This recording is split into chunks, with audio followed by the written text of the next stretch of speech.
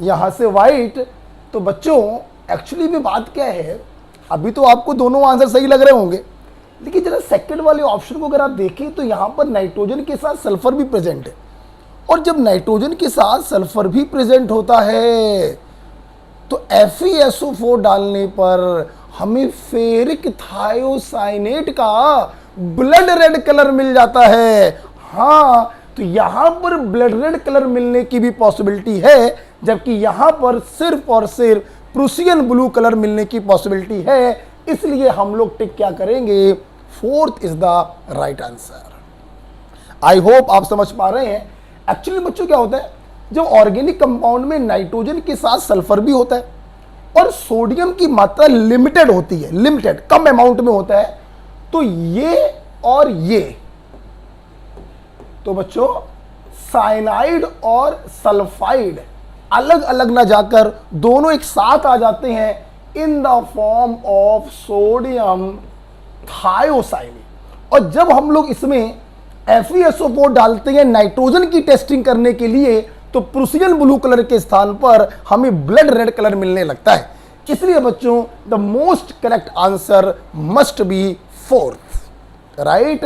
तो I hope आपको question number 15 clear हो गया होगा।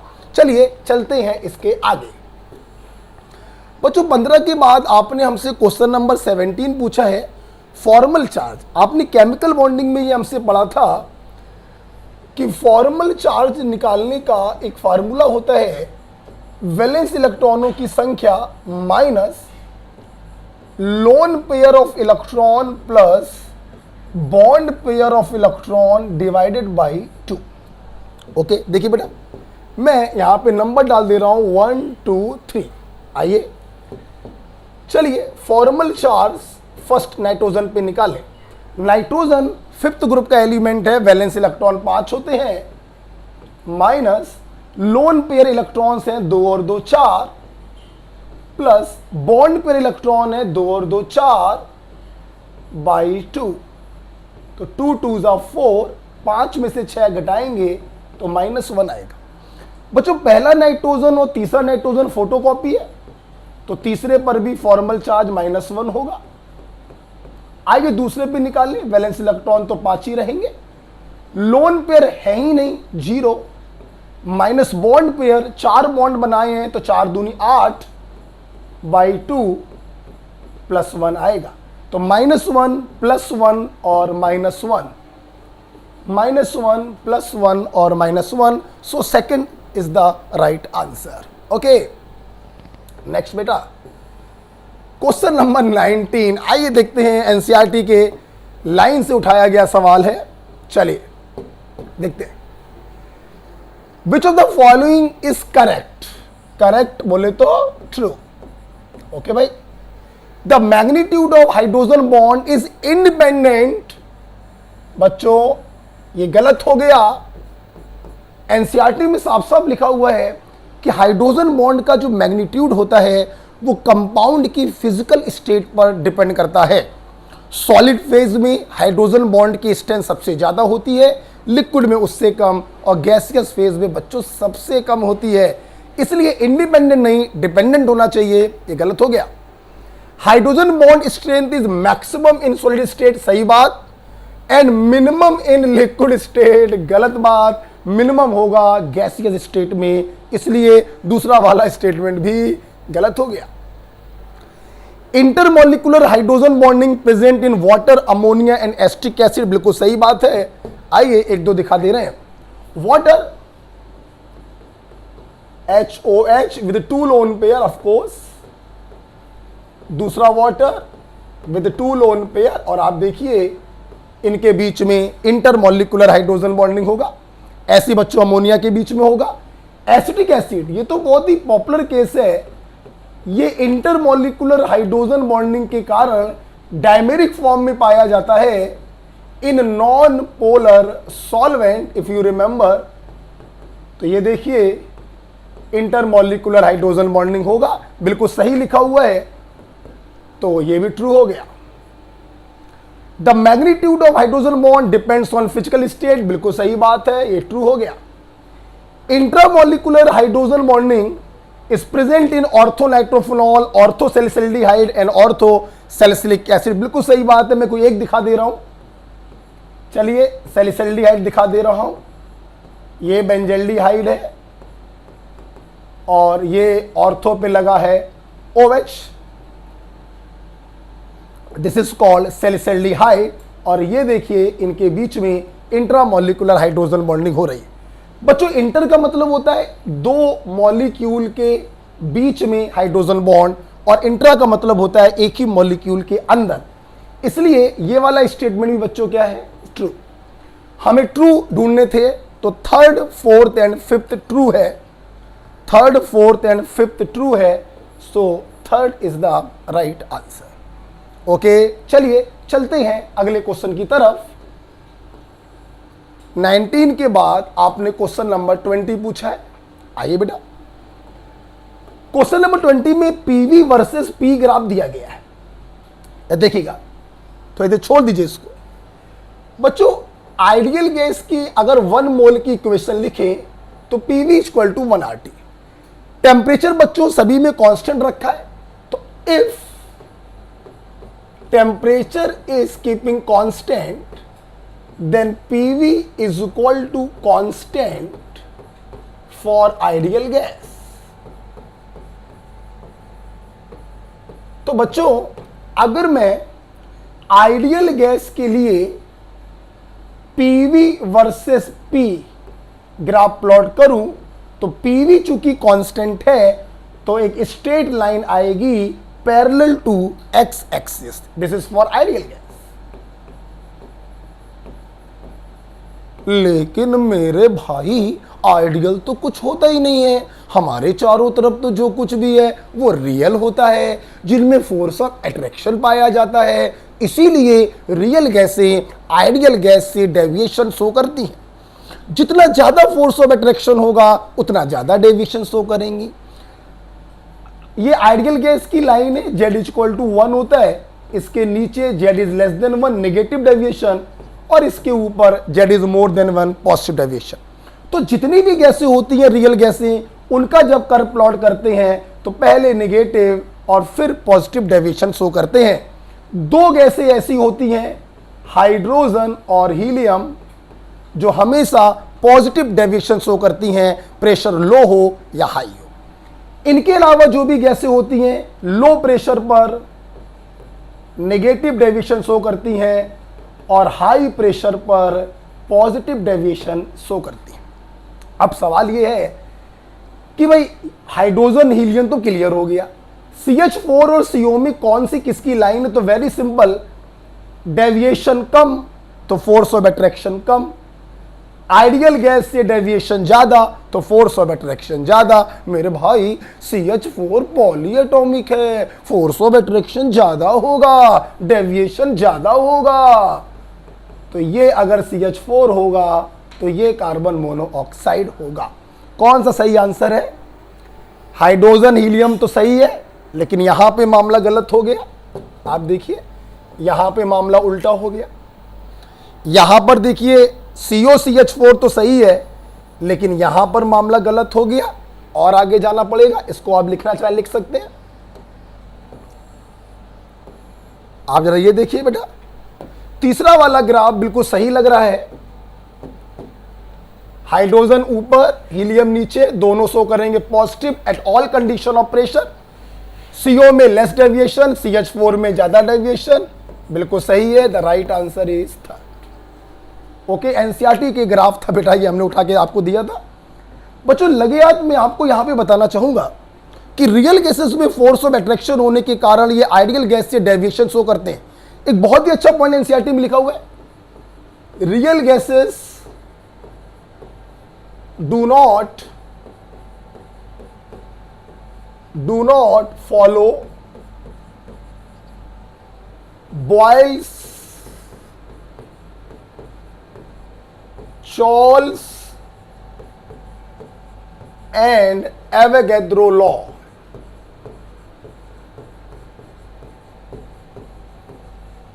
At all condition of temperature and pressure.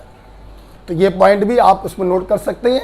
So third is the right answer. Okay बच्चों, चलिए चलते हैं हम लोग एक स्टेप और आगे। क्वेश्चन नंबर आपने इसके बाद हमसे पूछा है 21, देखते हैं क्या है।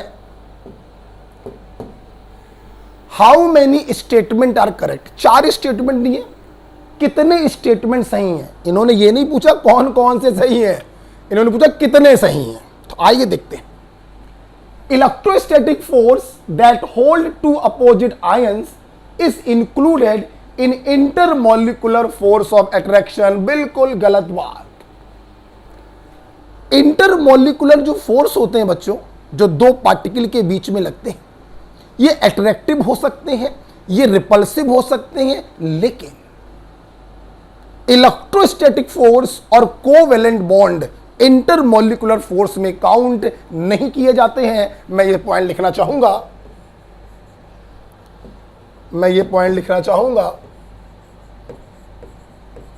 Inter molecular force of attraction are attractive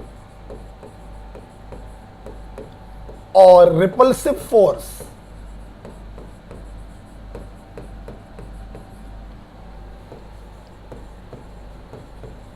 but they not include, ये फैक्ट है बच्चों, electrostatic force of attraction, electrostatic force between 2 opposite ions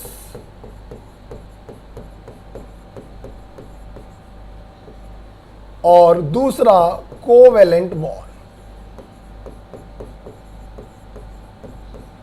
इसलिए बेटा पहला वाला स्टेटमेंट क्या हो गया, गलत हो गया। Next point, van der Waals force include dipole dipole, ion dipole and London force. ध्यान दीजिए बेटा, जैसे इन्होंने बोला आयन डाइपोल, यहां से मामला गलत हो गया। जो वॉन डेर वाल्स फोर्स होते हैं उसमें लंदन फोर्स होता है, डाइपोल डाइपोल फोर्स होता है और डाइपोल इंड्यूस डाइपोल फोर्स होता है, लेकिन उसमें आयन वाला कोई भी फोर्स इंक्लूड नहीं होता है। मैं ये पॉइंट भी लिखवा दे रहा हूं, van der Waals force include London और डिस्पर्जन फोर्स। ये इसमें होता है जो नॉन पोलर मॉलिक्यूल के बीच में लगता है। Van der Waals force include dipole dipole interaction, van der Waals force include dipole induce dipole interaction. But ion जहां पर आ जाएगा वो वॉन डेर वाल्स फोर्स में इंक्लूड नहीं होता। इसलिए बच्चों सेकंड वाला स्टेटमेंट क्या हो गया, गलत हो गया। मैं यहां पर आपको एक बात और बताना चाहूंगा कि वॉन डेर वाल्स जो नाम आया है ये साइंटिस्ट के नेम पर है, साइंटिस्ट के नेम पर है, और लंदन फोर्स जो है ये नाम भी साइंटिस्ट के नेम पर ही आया है। Next point, London forces are always attractive. Very important point, बिल्कुल सही बात लिखी हुई है। Intermolecular force may be attractive, may be repulsive, but London forces are always attractive. Interaction energy of London forces are directly proportional to 1/r⁶ and its magnitude depends on polarisability of particle. बच्चों बिल्कुल सही बात है, fact है ये। मैं थोड़ा सा बताना चाहूंगा, जैसा कि हमने देखा कि लंदन फोर्स जो होता है वो नॉन पोलर मॉलिक्यूल के बीच में लगता है। एक नॉन पोलर ये है, एक नॉन पोलर ये है, इनके बीच की डिस्टेंस है r। तो interaction energy is inversely proportional to r⁶। ये चर्चा किसकी चल रही है, लंदन फोर्स की। Directly proportional to polarisability of particle. Yes बच्चों, मॉलिक्यूल का साइज जितना बड़ा होगा तो जब वो रोटेट करेगा तो पोलराइजेशन के चांस उतने ज्यादा होंगे, और पोलराइजेशन के चांस जितने ज्यादा होंगे लंदन फोर्स का मैग्नीट्यूड भी उतना ज्यादा होगा। तो हम लोग ऐसा बोलते हैं कि London force is directly proportional to size of particle, directly proportional to molecular weight of particle, directly proportional to polarisability of particle and its magnitude is inversely proportional to r की पावर 6। तो 4 में से कितने statement सही हैं बच्चों? 2 statement सही हैं। सो द राइट आंसर इज 2। बहुत ही प्यारा सवाल। आप देखिए एक एक मेरे स्टेटमेंट वाले सवाल पर 2-2, 3-3 क्वेश्चन आराम से बनाए जा सकते हैं। सो आई होप आपने इसको एंजॉय किया। जिस बच्चे को ना मालूम हो अपने नोट्स में इसको लिख ले। 21 के बाद बच्चों हम लोग चलना चाहेंगे नेक्स्ट, या एक बहुत ही प्यारा सवाल आपके सामने 22 देखेंगे। डाइपोल मूवमेंट आपको कंपेयर करना है। वाटर आपके पास है, NF3 आपके पास है और NH3 आपके पास है। आप लोगों को ये तो मालूम होगा phone call, order of electronegativity, इसकी 4 होती है पॉलिंग स्केल में, इसकी 3.5 होती है, इसकी 3 होती है और इसकी 3 होती है। अच्छा, अगर मैं तीनों मॉलिक्यूल में जो एटम्स हैं उसका इलेक्ट्रोनेगेटिव डिफरेंस निकालूं, बच्चों हाइड्रोजन की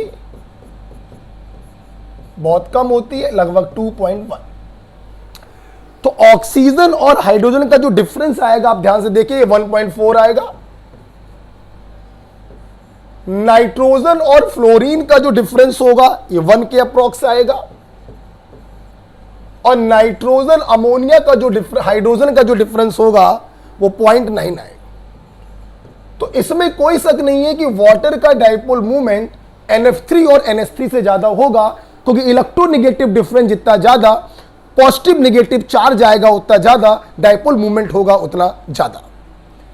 इन दोनों में इलेक्ट्रोनेगेटिव डिफरेंस ऑलमोस्ट सेम है, तो इनका ऑर्डर इलेक्ट्रोनेगेटिव डिफरेंस के बिहाफ पर निकालना पॉसिबल नहीं है।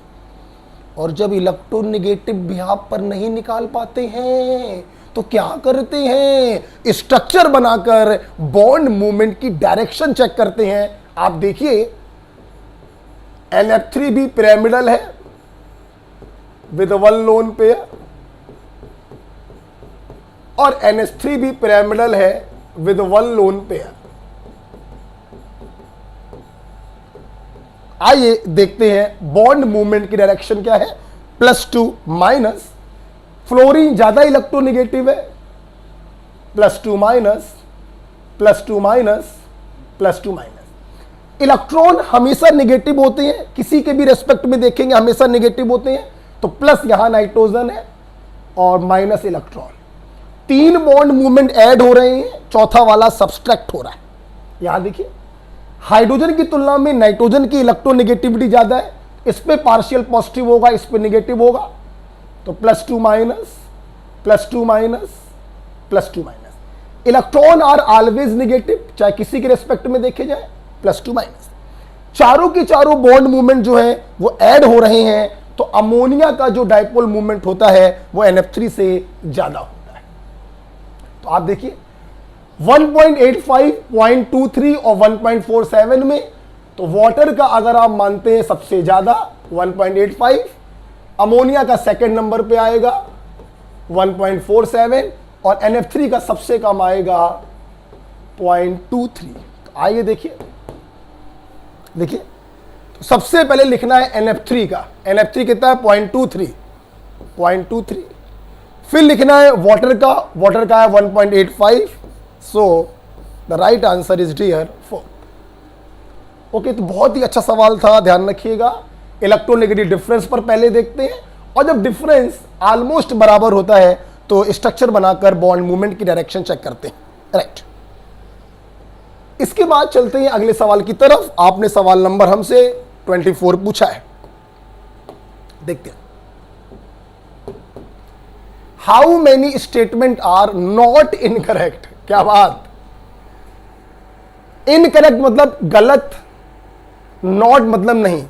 कितने स्टेटमेंट गलत नहीं है, मतलब कितने स्टेटमेंट सही हैं। तो इसका मतलब क्या हुआ कि एग्जामिनर आपसे पूछ रहा है ट्रू स्टेटमेंट। ध्यान रखिएगा, कभी भी नॉट करेक्ट नॉट इनकरेक्ट करके सवाल पूछा जाए, आप सबसे पहले लिखेंगे कि ट्रू पूछ रहा है या फॉल्स पूछ रहा है। नॉट इनकरेक्ट नहीं है गलत, मतलब सही, दैट इज ट्रू। देखते, dipole dipole interaction is directly proportional to 1 upon r की power 3 in stationary molecule while r की power 6 in rotating molecule। Notes में लिखवाया है, फैक्ट होता है, बिल्कुल सही बात है। Energy of hydrogen bond varies between 10 to 100 kilojoule पर मोल, फैक्ट है, आपको याद होना चाहिए।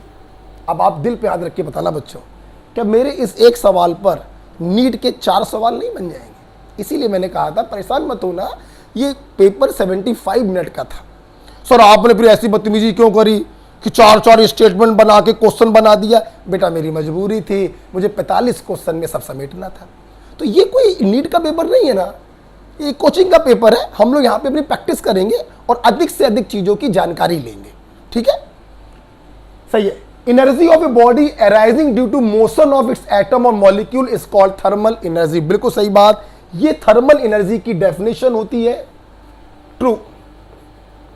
किसी बॉडी के अंदर जो एटम और मॉलिक्यूल्स होते हैं उनके मोशन से जो एनर्जी पैदा होती है उसे हम थर्मल एनर्जी कहते हैं। आप अगर लिखने के मूड में हैं तो आप लिख सकते हैं थर्मल एनर्जी। शिट, आज जो है बोर्ड बहुत गड़बड़ कर रहा है। The energy arising due to motion of atoms or molecules of a body। किसी बॉडी के अंदर जो एटम्स और मॉलिक्यूल होते हैं उनके मोशन से जो एनर्जी पैदा होती है उसे थर्मल एनर्जी कहते हैं। This thermal energy is directly proportional to temperature. यही कारण होता है बच्चों, गैस की थर्मल एनर्जी सबसे ज्यादा, लिक्विड की थर्मल एनर्जी उससे कम और सॉलिड की थर्मल एनर्जी सबसे कम होती है। जितना ज्यादा बॉडी के एटम मूव करेंगे थर्मल एनर्जी उतनी ज्यादा होगी। गैस के पार्टिकल में मोशन सबसे ज्यादा होता है, थर्मल एनर्जी सबसे ज्यादा होती है। तो यहां से हम ये भी कह सकते हैं कि thermal energy is the measurement of average kinetic energy. Yes, thermal energy is the measurement of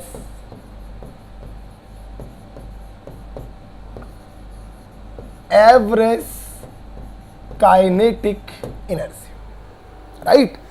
और यहां पे लगे हाथ में एक बात और आपको बताना चाहूंगा कि स्टेट ऑफ मैटर ये सॉलिड होगा, लिक्विड होगा या गैस होगा, अभी तक हम लोग पढ़ते थे ये सिर्फ डिपेंड करता है इंटरमॉलिक्यूलर फोर्स पर, लेकिन ऐसा नहीं है। State of matter is decided by the combined effect of intermolecular force of attraction and thermal energy. ध्यान रखिएगा बच्चों, स्टेट ऑफ मैटर अकेला फोर्स ऑफ अट्रैक्शन डिसाइड नहीं करता।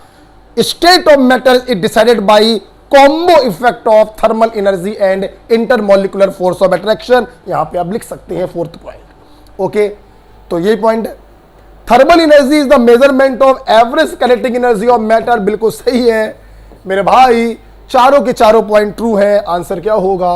4th। मैं लिखवाते चल रहा हूं, आप चाहे तो नोट करते चल सकते हैं।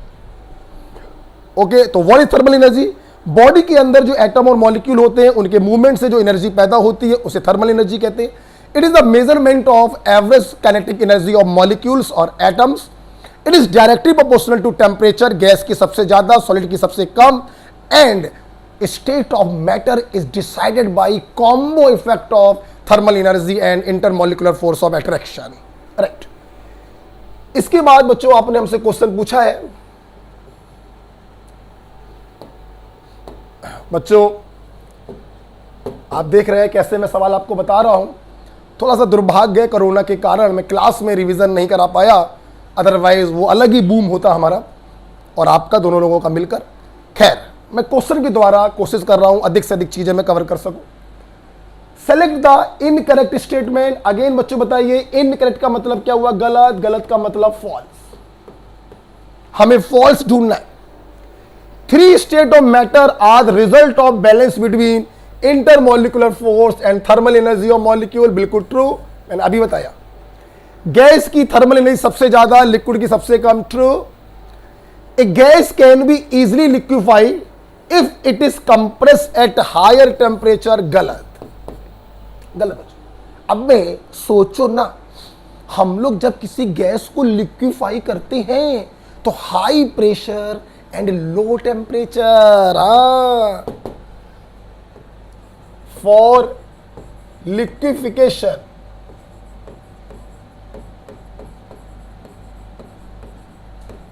favorable condition are high pressure and low temperature। मेरे भाई, तुम्हें लिक्विफाई करना है, तुम्हें फोर्स ऑफ अट्रैक्शन बढ़ाना है, तुम्हें मॉलिक्यूल को पास पास लाना पड़ेगा और पास पास लाने के लिए प्रेशर बढ़ाओगे, टेम्परेचर कम करोगे। अबे टेम्परेचर साले बढ़ा दोगे तो मॉलिक्यूल दूर दूर नहीं चले जाएंगे, फिर कहां कंप्रेस होंगे, फिर कहां लिक्विड में बदलेंगे। तो low temperature high pressure favours the liquefaction of gas. ये गलत हो गया। इंटरमोलिकुलर फोर्स, यस बिल्कुल सही है, सॉलिड में सबसे ज्यादा होता है और गैस में सबसे कम होता है। तो इनकरेक्ट स्टेटमेंट ढूंढना था, थर्ड वाला इनकरेक्ट हो गया। 26 का आंसर हो गया बच्चों थर्ड। राइट। क्वेश्चन नंबर 28 की तरफ चलते हैं। न्यूमेरिकल क्वेश्चन आइए देखते हैं। On a ship sailing in a Pacific Ocean where temperature is, आइए, टेम्परेचर दिया है 23.4 degree Celsius. Balloon is filled with 2 litre air. 2 litre air भरी है। What will be the volume of balloon when the ship reaches Indian ocean. Ship समुद्र में चलते चलते Pacific ocean में जब था तो कंडीशन ये थी, चलते चलते जब इंडियन ओशियन में पहुंच गया जहां पे टेम्परेचर है 26.1 डिग्री सेल्सियस, तो बताइए वॉल्यूम क्या होगा? वेरी सिंपल, प्रेशर तो 1 एटमॉस्फेयर पैसिफिक ओशियन के ऊपर भी है और इंडियन ओशियन के ऊपर भी 1 एटमॉस्फेयर का प्रेशर होगा। तो प्रेशर क्या रहेगा बच्चों? कांस्टेंट, आप जानते हैं PV equal to NRT। Constant है, कांस्टेंट है, कांस्टेंट है। तो V1 अपॉन T1 बराबर V2 अपॉन T2। एक को मान लो 1, एक को मान लो 2। रखिए, V1 2 लीटर, T1 अपन को केल्विन में रखना होता है, 23.4 में 273 ऐड करके रखेंगे। V2 निकालना है, T2 डिग्री सेल्सियस में दिया है, 273 ऐड करके रखेंगे। सॉल्व कर लीजिए, this is your answer. Okay, तो मेरे ख्याल से फर्स्ट आंसर आता है, मुझे मालूम नहीं है। Question number 28, yes first is the right answer. Okay बच्चों, मैं सॉल्व बस इसलिए छोड़ देता हूं, ये ऑनलाइन वीडियो है ना, तो बेफालतू में वीडियो लंबा हो जाएगा, समय ज़्यादा चला जाएगा, है ना। तो कैलकुलेशन आप कर लीजिएगा, आंसर बेटा फर्स्ट आएगा। Okay, 28 ideal gas equation PV equal to NRT पर बेस्ड है। V1 अपॉन T1 बराबर V2 upon T2। Pressure constant है, आप कह सकते हैं this question is based on Charles law. Yes, ये चार्ल्स लॉ पर आधारित क्वेश्चन है। राइट। 28 के बाद बेटा आपने पूछा है क्वेश्चन नंबर 30, NCERT से बनाया गया सवाल है। Octet rule is not applicable in, आपको मालूम है octet rule odd electron molecule पे नहीं लगता। ट्रू।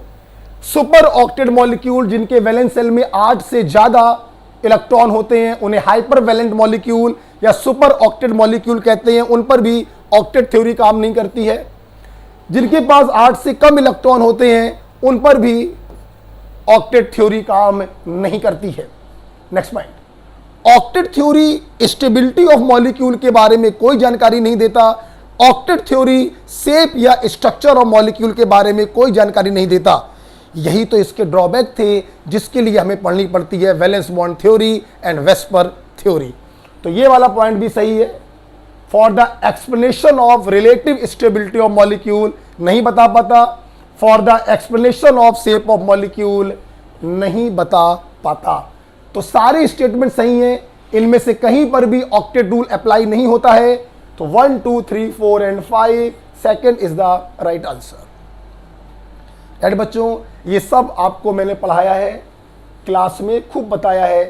ये सब हाइपरवैलेंट है। PF5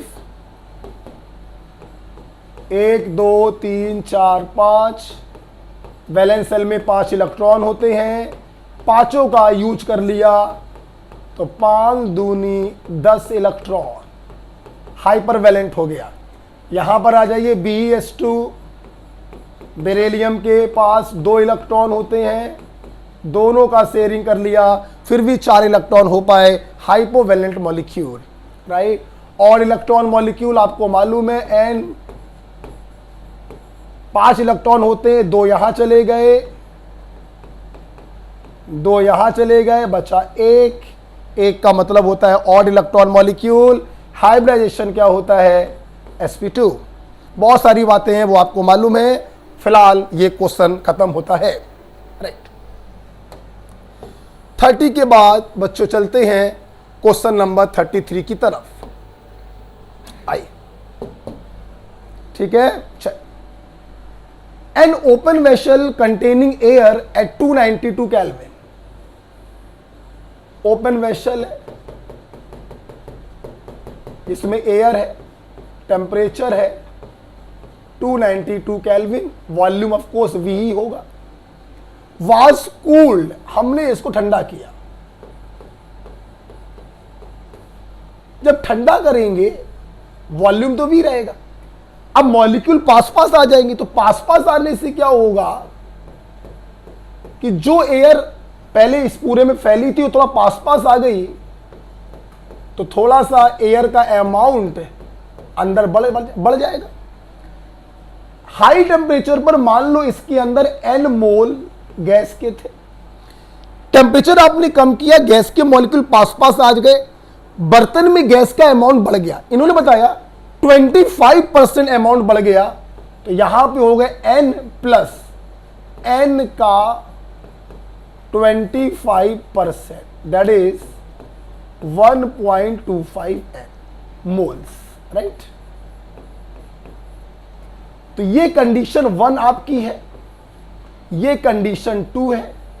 प्रेशर बच्चों कांस्टेंट होगा, बर्तन ओपन है इसलिए प्रेशर क्या होगा? Constant.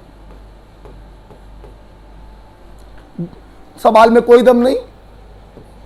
PV is equal to nRT। ध्यान दीजिए, प्रेशर कांस्टेंट है, वॉल्यूम कांस्टेंट है, मोल चेंज हो रहे हैं और R भी क्या होगा? कांस्टेंट होगा। तो N1T1 is equal to N2T2। ये 1 कंडीशन आपने मानी थी, वो 2 मानी थी। N1 N, T1 292, N2 1.25 N, T2 आपको बच्चों निकालना है।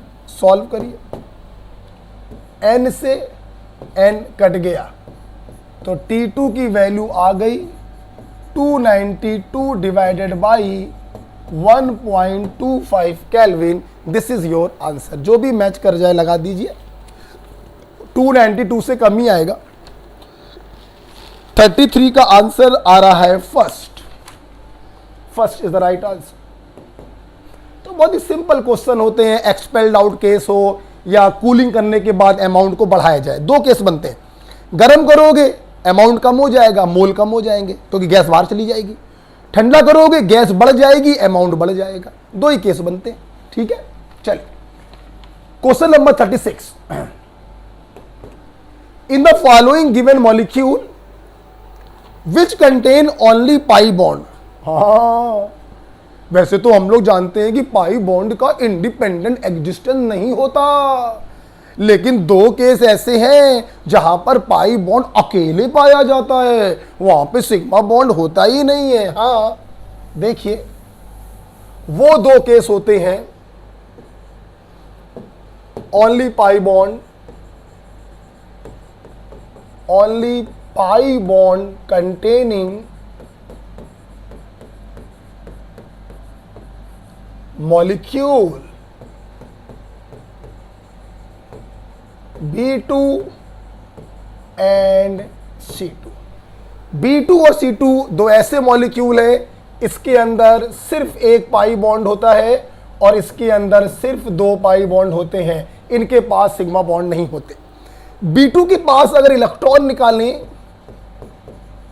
तो summation of atomic number 2 into atomic number 5 that is 10 और 6 इंटू 2 दैट इज 12।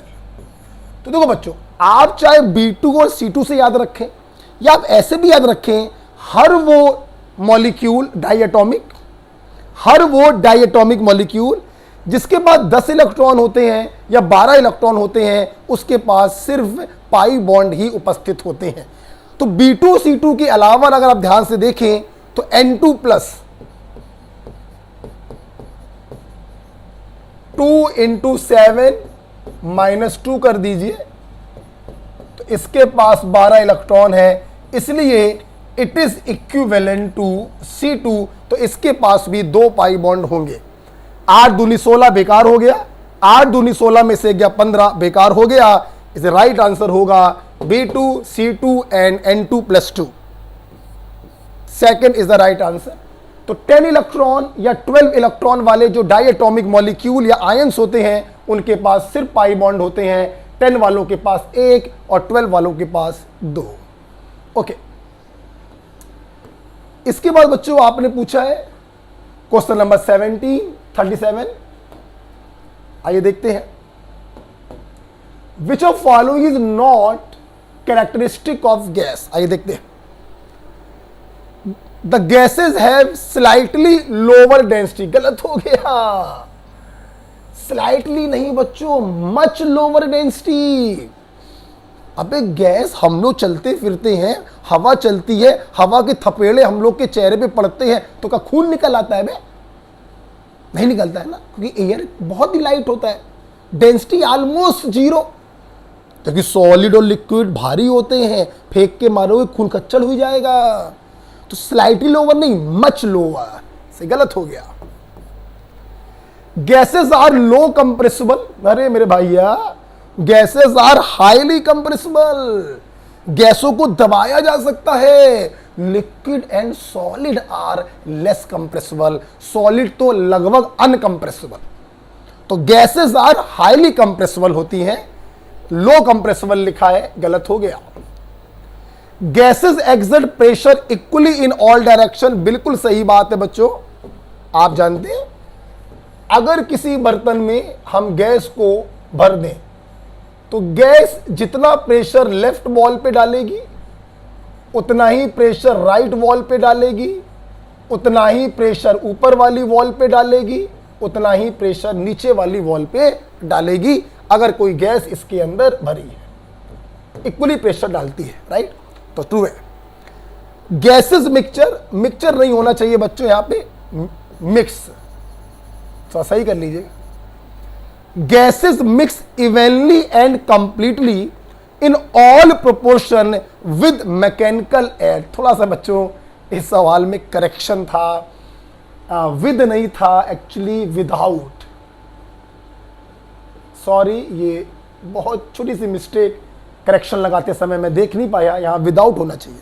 सुनिएगा क्या कहना चाह रहा, पर ये देखिए भाई, छोड़ो ना, ऐसे देखो, हमारे चारों तरफ एयर है, तो एयर में कितनी सारी गैसें हैं, O2 है, N2 है, CO2 है, और बहुत सारी गैसें, हीलियम है, नियन है, आर्गन है। क्या ऐसा होता है कि इस जगह पर ऑक्सीजन ज्यादा है, इस जगह पर CO2 ज्यादा है, इस जगह पर इनर्ट गैस ज्यादा है? नहीं। गैसों को जब हम मिलाते हैं तो थ्रू आउट हमें होमोजेनस मिक्सचर प्राप्त होता है। तो एक्चुअली बच्चों तो गैसेस को जब मिलाते हैं तो वो अपने आप कंप्लीटली मिक्स हो जाती हैं। दूसरी बात सुनना, विदाउट मैकेनिकल एड हमें कोई प्रयास नहीं करना पड़ता है उनको मिलाने के लिए, हमें कोई वर्क नहीं करना पड़ता उनको मिलाने के लिए, वो अपने आप मिक्स हो जाती हैं। यस, इसलिए ये वाला स्टेटमेंट बच्चों क्या हो गया, ट्रू हो गया। तो थोड़ा सा करेक्शन था कि यहां पे विदाउट होना चाहिए था, इसलिए नॉट कैरेक्टरिस्टिक की बात करें तो पहला और दूसरा नॉट कैरेक्टरिस्टिक है, इसलिए second is the right answer.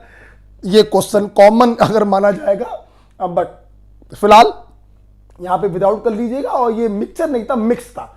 तो gases mix evenly and completely in all proportion, homogeneous mixture मिलता है और हमें कोई भी वर्क नहीं करना पड़ता विदाउट मैकेनिकल एड। तो ऊपर के 2 गलत है, नीचे के 2 सही है, तो पहला दूसरा सही है, करेक्शन कर लीजिएगा 37 वाले क्वेश्चंस में।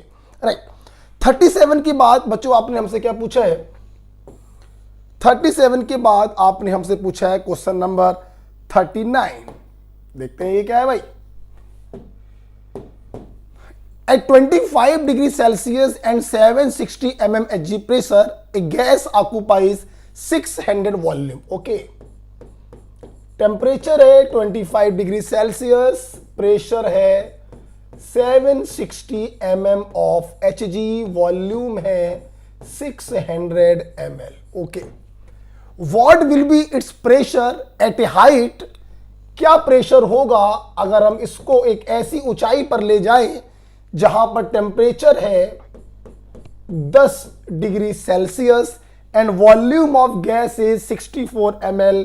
यस बच्चों, ये भी थोड़ी सी मिस्टेक है इस क्वेश्चन में, 640 ml है, सॉरी करेक्शन है। अगर आप 64 ml लेके करते हैं तो नन ऑफ दीज आंसर आएगा। खैर मैं करके दिखाना चाहूंगा, बाकी बाद में देख लेंगे। आपसे वॉल्यूम पूछा जा रहा है, आइडियल गैस इक्वेशन यूज करनी है आपको, PV इक्वल टू nRT। ये कांस्टेंट है, ये कांस्टेंट है, प्रेशर वॉल्यूम और टेम्परेचर चेंज हो रहे हैं, तो P1 V1 अपॉन T1 बराबर P2 V2 अपॉन T2। एक कंडीशन आप मान लीजिए 1 और एक कंडीशन आप मान लीजिए 2। राइट, चलिए P1 रखिए 760, V1 रखिए 600, T1 25 दिया, 273 ऐड करेंगे 298 केल्विन आ जाएगा। P2 आपको निकालना है, V2 तो दिया गया था 640 ml, करेक्शन कर लीजिएगा, अपॉन T2 कितना है 10, 273 जोड़ेंगे 283 आएगा। सॉल्व करिए यहां से, P2 की वैल्यू शायद सेकंड ऑप्शन आता है, so this is your answer. Okay, इसलिए क्वेश्चन नंबर 39 में हाँ एक करेक्शन है, और आंसर में करेक्शन नहीं कर रहा हूं मैं, सेकेंडरी रख रहा हूं मैं आंसर, बस ये एक करेक्शन कर लीजिएगा 640 ml। छोटी सी मिस्टेक देखने में हुई है, ये एनसीईआरटी का क्वेश्चन है, पेज नंबर 142 पर ये दिया गया है। ओके, नेक्स्ट अगला क्वेश्चन बच्चों आपने हमसे पूछा है question number 40।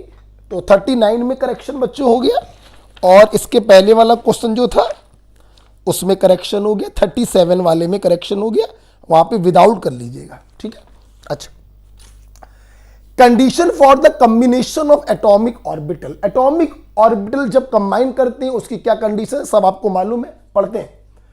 The combining orbitals must have the same symmetry about the molecular axis. बिल्कुल सही बात, बिल्कुल सही बात मेरे भाई। जिस एक्सिस के अलोंग ऑर्बिटल्स अप्रोच कर रहे हैं तो सिमेट्रिकल वे में अप्रोच करने चाहिए। दोनों ऑर्बिटल ऐसे आ रहे हैं, एंड टू एंड ओवरलैपिंग होगी, सिग्मा बॉन्ड बनेगा। दोनों ऑर्बिटल लैटरली अप्रोच कर रहे हैं तो लैटरल ओवरलैपिंग होगी, पाई बॉन्ड बनेगा। लेकिन सोचो ना, एक ऐसे आए और एक ऐसे आए तो कोई बॉन्ड नहीं बनेगा। तो ओवरलैपिंग की भी एक सिमेट्रिकल तरीके से होती है, तो पहला वाला बिल्कुल सही लिखा है। There should be maximum overlapping, जितनी ज्यादा ओवरलैपिंग होगी उतना स्ट्रॉन्ग बॉन्ड बनेगा, यह भी अच्छी चीज है, सही चीज है। The combining orbitals must have the nearly same energy, yes, लगभग बराबर एनर्जी होनी चाहिए ओवरलैपिंग करने के लिए भी और हाइब्रिडाइजेशन के लिए भी। आप लोग देखिए, आप लोग पढ़ते हैं 2p का ओवरलैपिंग 2p से अच्छा मानते हैं, लेकिन 2p का ओवरलैपिंग 3p से अच्छा नहीं मानते। 2p का ओवरलैपिंग 4p से तो और बेकार हो जाता है। Is it clear? तो लगभग बराबर एनर्जी के होने चाहिए। तो ये स्टेटमेंट भी क्या है, सही है। आंसर टिक करेंगे fourth, all of these. Answer tick करेंगे फोर्थ, ऑल ऑफ दीज। तो ऑर्बिटल्स इंटर न्यूक्लियर एक्सिस के अलोंग अप्रोच होने चाहिए इस प्रकार से ताकि सिग्मा और पाई बॉन्ड का फॉर्मेशन हो, जीरो ओवरलैपिंग नहीं होनी चाहिए, मैक्सिमम ओवरलैपिंग हो ताकि स्ट्रॉन्ग बॉन्ड बनना चाहिए, और लगभग बराबर एनर्जी के ऑर्बिटल्स जब ओवरलैप करते हैं तो इफेक्टिव ओवरलैप होती है और बॉन्ड का फॉर्मेशन अच्छा होता है। तो all of these is the right answer. 40 के बाद आपने क्वेश्चन नंबर 41 पूछा है। आइए देखते हैं ये क्या है। एक न्यूमेरिकल क्वेश्चन लग रहा है। Two non reacting gaseous mixture A and B, A gas है और बी गैस है, आपस में रिएक्शन नहीं कर रही है। ये 70.6 ग्राम है, ये 167.5 ग्राम है, एक बर्तन में बंद है। अच्छा भाई, pressure of the mixture of gases in cylinder is 25 बार। इसका टोटल प्रेशर आपको दिया है 25 बार। अच्छा भाई, what will be the partial pressure of A and B? Partial pressure of A और पार्शियल प्रेशर ऑफ बी आपसे पूछा जा रहा है, और इनके मॉलिक्यूलर मास दिए हैं बच्चों 32 और 20। आई होप क्वेश्चन देख के आप समझ गए होंगे। This is the question based on Dalton's law of partial pressure.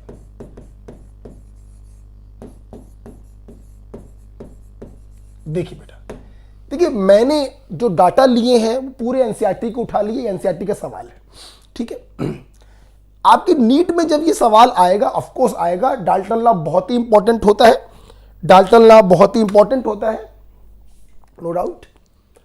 तो वहां पे जो डाटा बच्चों दिए जाते हैं ना, वो थोड़े चेंज कर दिए जाते हैं ताकि आराम से इसको काटा जा सके, ठीक। फिलहाल इस क्वेश्चन को देखते हैं।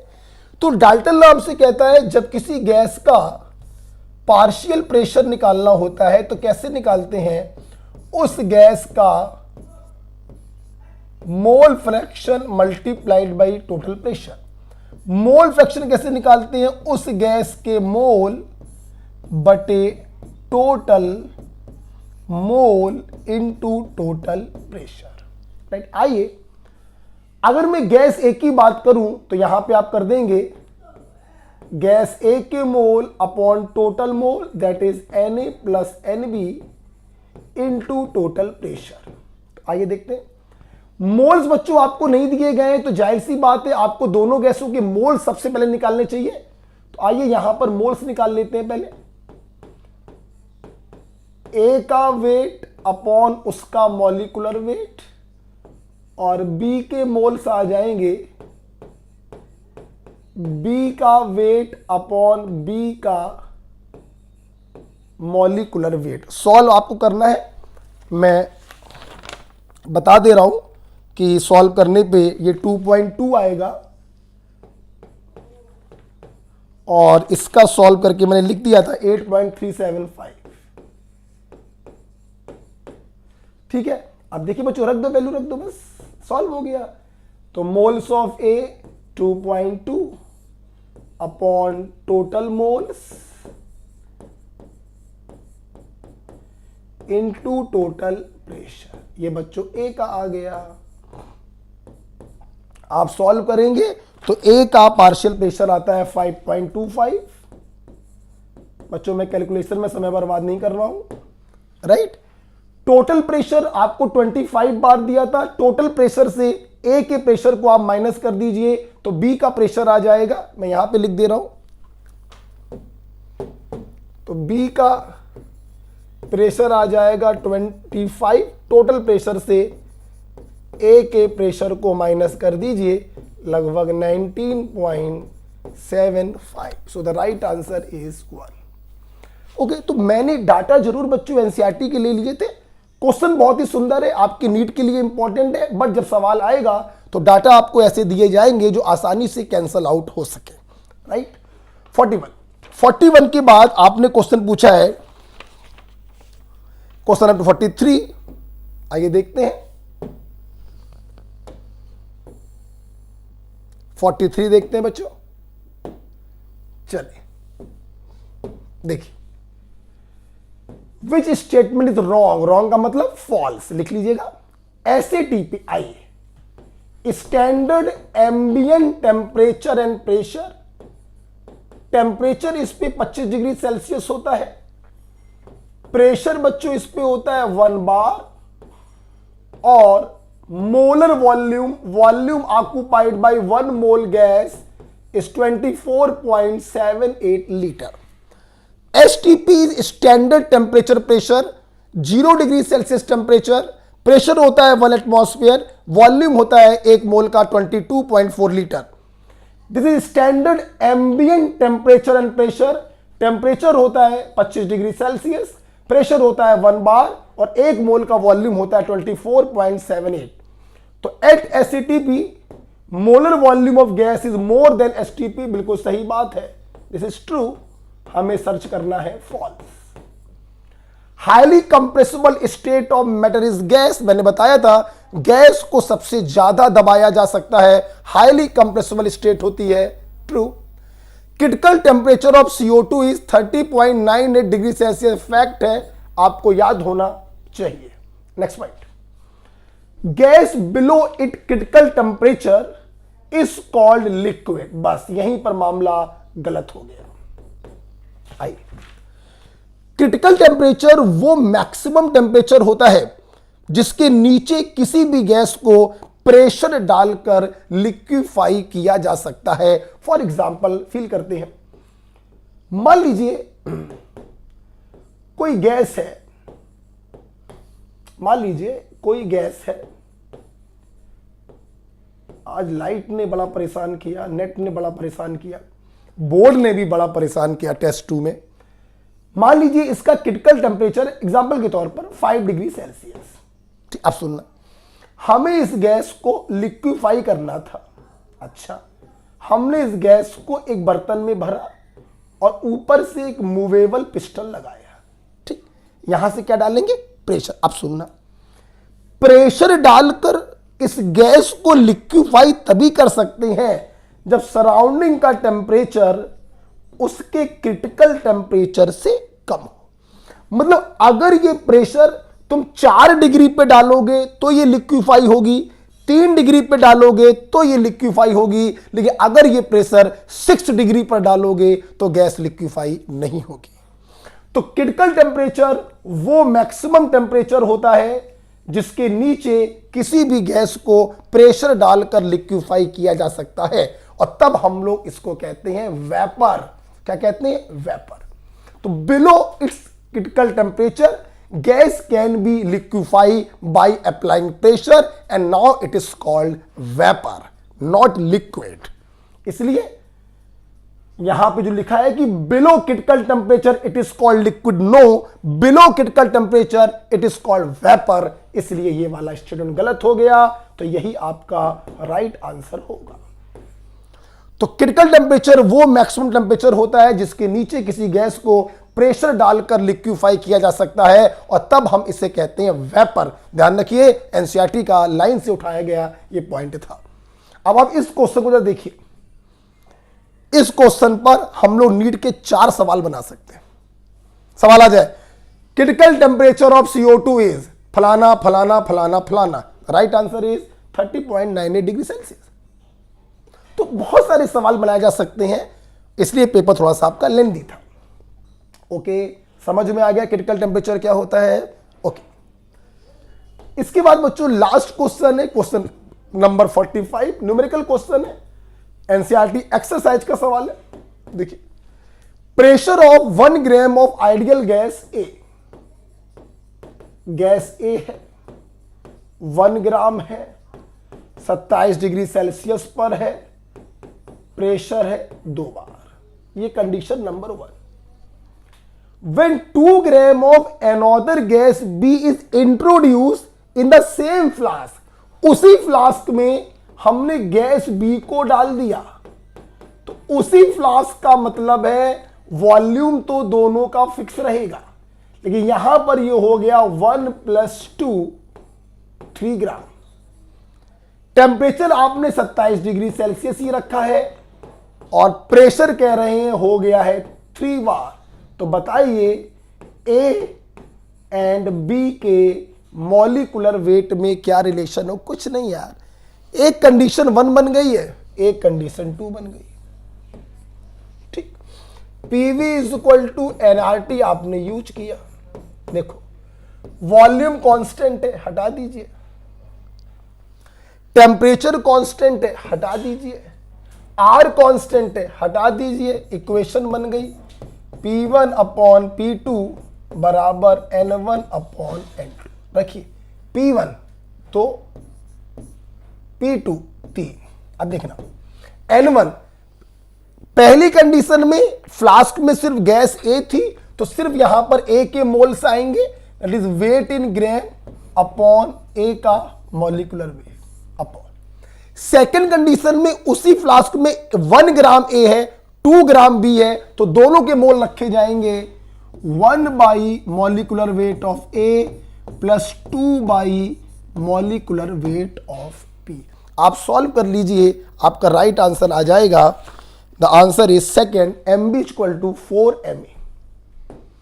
क्या मैं सॉल्व करके दिखाऊं क्या?